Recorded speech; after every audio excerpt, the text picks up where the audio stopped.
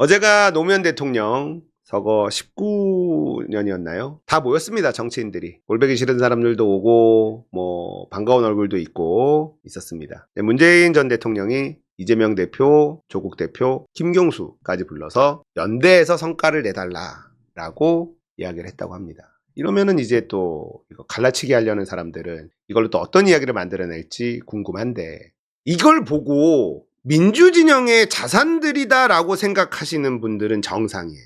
근데 이걸 보고 뭔가 노림수가 있다 생각하시는 분들은 어딘가 아프신 겁니다.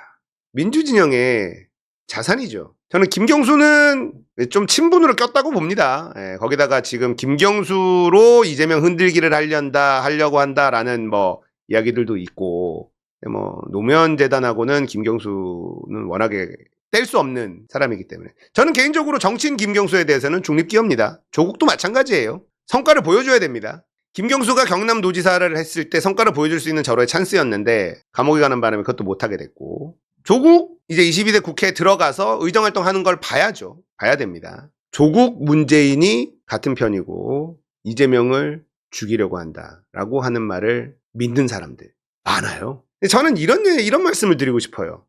많은 사람들이 음모론 이런 거를 많이 믿고 계신데, 그 모략이라는 게요, 그걸 할 수 있는 사람들 머릿속에서 나오는 거거든요. 조국이나 문재인의 삶을 쭉 들여다보면 저는 동의할 수 없다. 저는 늘 이렇게 얘기합니다.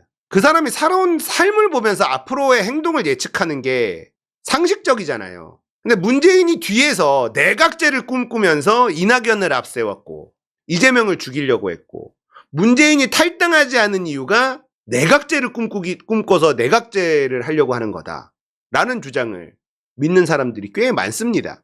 그런데 이낙연을 밀지 않았어. 탈당하고 났는데 문재인 전 대통령은 이낙연을 돕지도 않고 밀지도 않았어요. 그러다가 조국이 등장하고, 조국은 청와대에서 문재인 대통령을 모셨던 사람이니까 당연히 문재인 대통령과 가깝겠죠.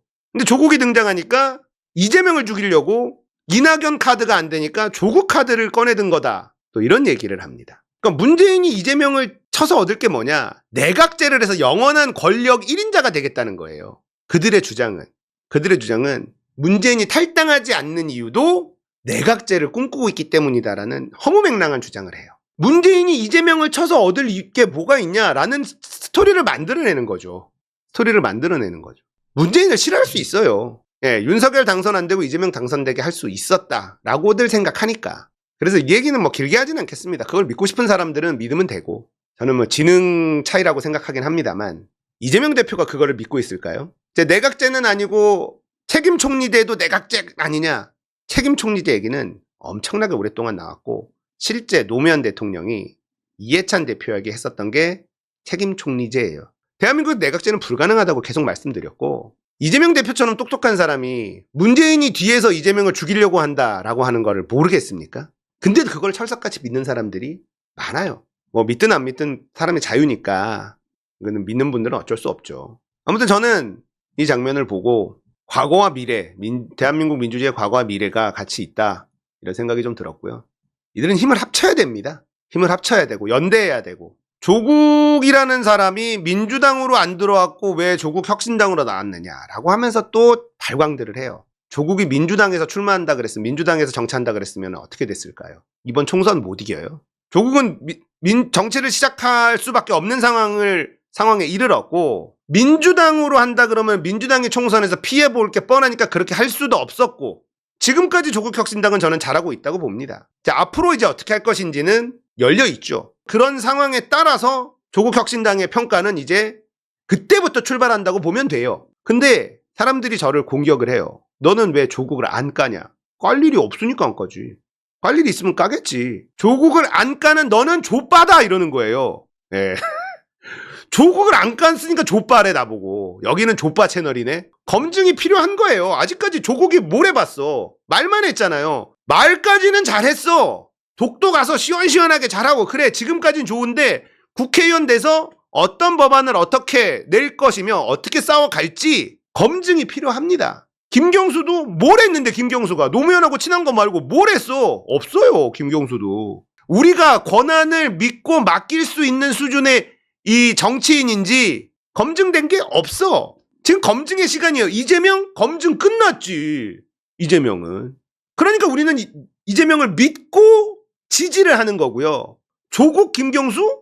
제가 김경수에 대해서 난 김경수 안 믿는데? 라고 얘기했을 때 엄청 욕먹은 적이 있어요. 네가 뭔데? 김경수가 뭘 보여줬는데? 보여준 다음에 눈으로 보고 그때 지지하든 까든 하면 되는 거예요. 근데 온갖 뇌피셜에 말도 안 되는 음모론에 저는 지능의 문제다라고 생각을 하고 요즘에 아무튼 좀 많이 약해졌습니다. 예, 그 교수의 선동이 많이 약해졌어요.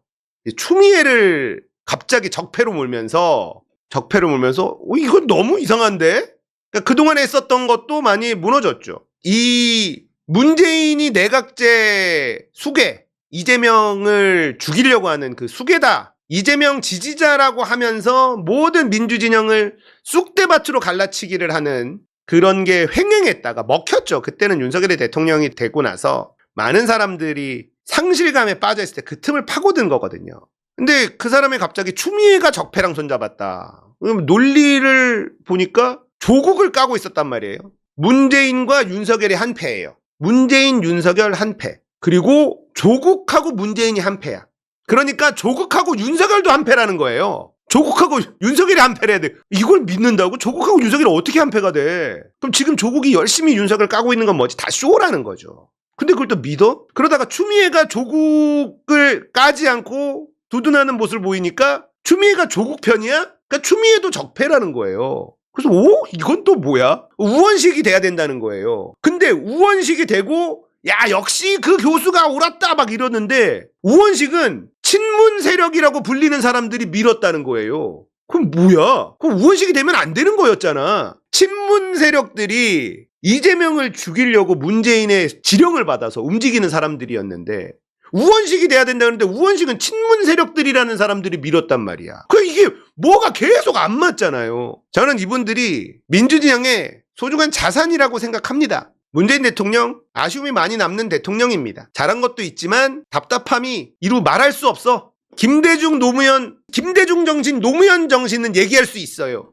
하지만 문재인 정신이라는 말은 앞으로 정치권에서 나오지는 않을 것이다. 저는 요 정도로 평가합니다. 하지만 잘한 부분도 분명히 존재하죠. 어려운 코로나 시국을 정말 잘 관리했고 그때 공무원과 지금 공무원이 다르지 않을 텐데 도대체 왜 나라 꼴이 이렇게 됐는지도 모르겠고 그러니까 이분이 어떤 사람이냐면 노무현 대통령 장례식 때 이명박을 깍듯하게 모신 사람 아닙니까? 그런 사람이야 그냥 뭐 거기서 얘기 끝난 거야. 그런 성정을 가진 사람인 거예요. 나는 아무튼 문재인이라는 정치인은 이제 정치 인생이 끝났고 우리는 이재명 대통령의 세상에서 살아보고 싶고 문재인이 잘한 부분 더 잘할 것이고 문재인이 답답했던 부분 이재명은 시원시원하게 그런 것들 해낼 거니까 기대하는 거 아니겠습니까? 그리고 이 두 분의 정치인은 검증 필요하다 기대하고 있다 요 정도예요. 예, 요 정도입니다. 기장에 또 떨어진 최태경 이분이 너무 마음에 와닿는 글을 올려서 소개해드립니다. 노무현 정신은 노무현 대통령과 가까운 거리에 있었던 사람에게 계승되는 것이 아니다. 시대 변화를 선도하고 기득권 세력이 가장 경계하는 사람에게 계승되는 것이다. 나는 그 사람이 이재명이라고 생각한다. 이거 아닙니까? 저는 국민의힘 것들이 노무현 정신 운운하는 게 제일 역겹습니다. 지들이 뭔데 노무현 정신을 운운합니까? 노무현을 그렇게 조롱하고 그래놓고 노무현 정신을 지들이 운운해요. 역겹죠 진짜. 노무현 대통령 저는 노무현 대통령을 노무현이라는 정치인을 가장 좋아합니다. 그리고 노무현 대통령한테 미안한 마음 그게 있죠. 우리 모두 있죠. 진짜 보고 싶은 대통령이고 문재인 대통령은요 이재명만 대통령이 됐으면 정말 좋은 평가를 받았을 사람이에요. 근데 윤석열이 대통령이 되면서 모든 게 다 틀어져 버렸죠. 잘했던 것도 사실 다 엎어져 버렸죠. 근데 뭐 그건 어쩌겠어요. 너무 최악의 대통령을 탄생시키는데 일조했다. 이 비판을 피할 길은 없습니다. 피할 길은 없다고 봐요. 그 평가는 이제 본인이 받아들여야 될 수밖에 없는 거고 노무현 대통령 서거를 생각하면 미안한 마음, 짠한 마음 약간 우리 세대 40대, 50대 남자들 특히 눈물 버튼이 노무현이라고 저는 생각합니다. 그러니까 대한민국 남자들은 울면 안 된다, 쪽팔린다 이런 생각을 많이 갖고 있잖아요. 근데 노무현 하면 다 울어요. 노무현이 눈물 버튼입니다. 우리한테는. 그 미안한 마음 노무현이 대통령 할 때도 우리는 우리가 잘났다고 선택적 지지 이지랄 떨면서 노무현 힘 실어주지 못했죠. 그러니까 더 막 아프지 우리가. 노무현이라는 말만 들어도 아파요. 40대 50대 남자들이 민주시민들 노무현 이야기하면 다 웁니다. 저도 친구랑 술 마시다가 어쩌다 노무현 얘기 나오면 술자리에서 꼭 둘이 울어. 아저씨 둘이서 술집에서 고개를 숙이고 이런다니까. 그때도 갈라치기 하는 애들이 있었고 그랬습니다. 갈라치기에 너무 휘둘리지 마세요. 여러분들이 객관적으로 잘 생각하시면 좋겠습니다. 보고 싶습니다.